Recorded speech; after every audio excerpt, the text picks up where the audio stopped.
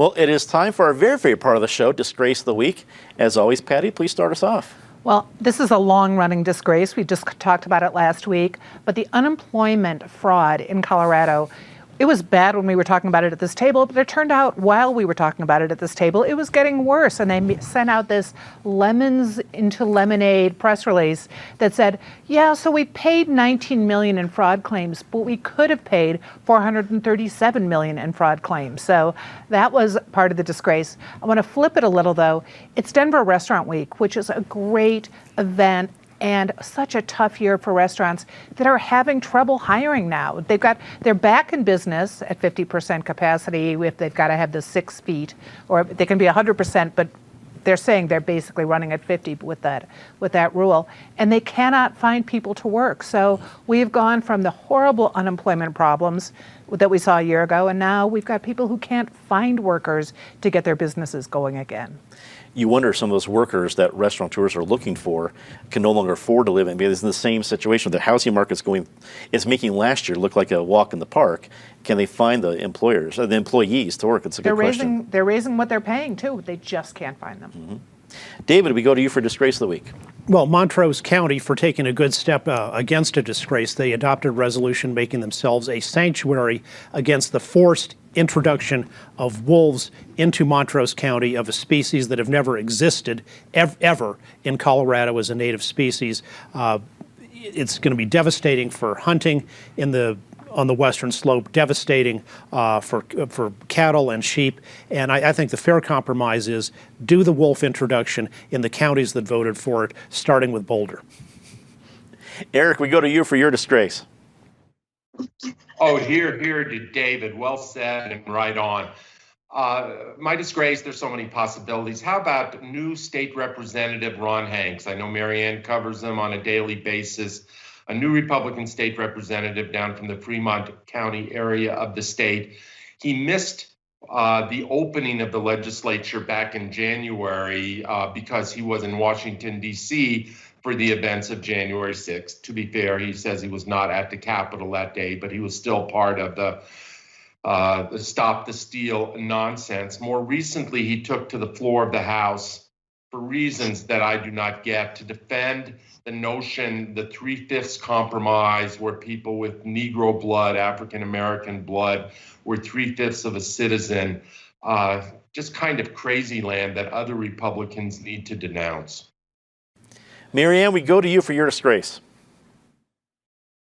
This is probably going to surprise a few people, but Speaker of the House Nancy Pelosi, who said George Floyd sacrificed his life for justice after the verdict came down in the Derek Chauvin case. A sacrifice is a choice. Floyd didn't have one. Time to say something nice about somebody. Patty? A sign that we're getting back to normal, or the new normal, which is Red Rocks reopened last night for the concert season. That's a capacity of 2,500, which is great. And if you want to go see it for yourself, there's an event on the 28th where you can go. It's all going to be local performers who've been playing music through COVID, nurse who played, a 10-year-old who played online benefit concerts. And there will be an 8 o'clock howl by the people who created the howl in Denver, and it went around the world. So that's great news for Red Rocks, great news for Denver, and Red Rocks is celebrating its 80th anniversary this year. That's one of Colorado's true assets. Here. And PBS 12 has been very excited to get back into Red Rocks. We're still working on capacities and bands, the whole business, but you can count on a semblance of our summer concert series coming back this year. We don't know how many, but we're coming back at some level. David? Former Vice President Walter Mondale, who passed away this week under President Carter, he really kind of founded the modern vice presidency as a significant advisor to the president and not just a worthless ceremonial job.